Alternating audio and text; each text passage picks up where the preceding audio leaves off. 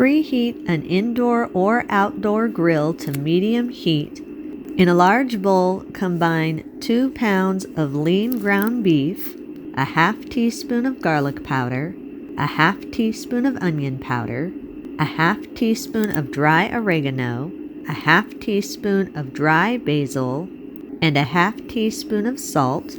Then stir everything together to fully combine the meat and the seasonings. Divide the meat into 12 equal portions.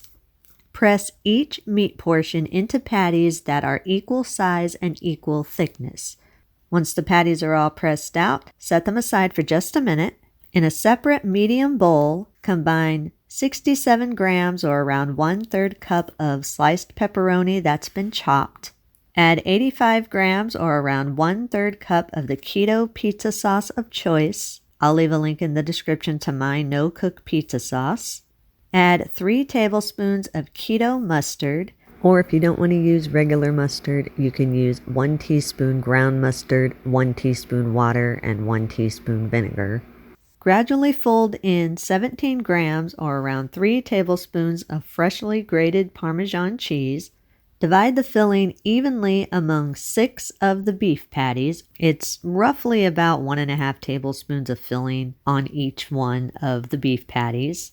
Spread the filling evenly over each one of the patties. Make sure that you leave about a 1/2 inch of empty border around the edges of each one of the patties. You're going to be stacking a plain patty on top, and you need that extra border so that you can connect the 2 patties together.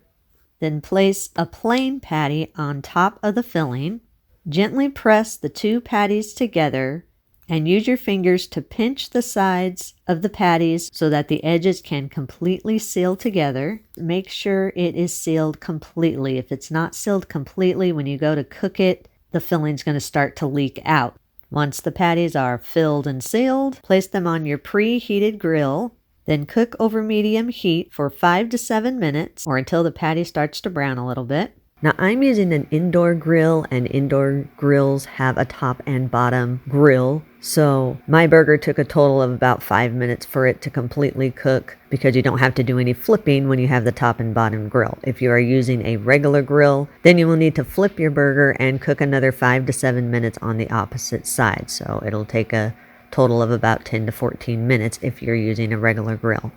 Be careful when you're closing top down using an indoor grill. You don't want to smash your burger, so just gradually lower the lid of the indoor grill. That way you won't smash your burger and the filling come leaking out.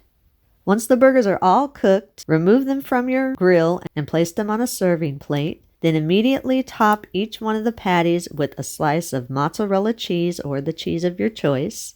Allow the cheese to sit on the patties just for about 1 to 2 minutes so the cheese can melt a little bit.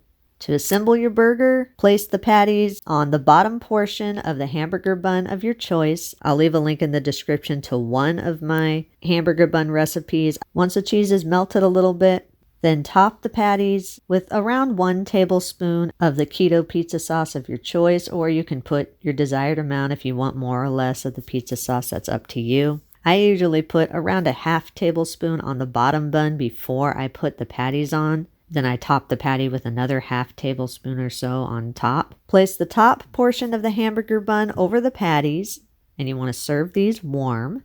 You can eat these immediately. If you do have any leftovers, allow the patties to cool completely, then store them in an airtight container in your refrigerator for up to 3 days, or you can wrap them individually, place them in a freezer-safe bag or freezer-safe container, and freeze them for up to 1 month.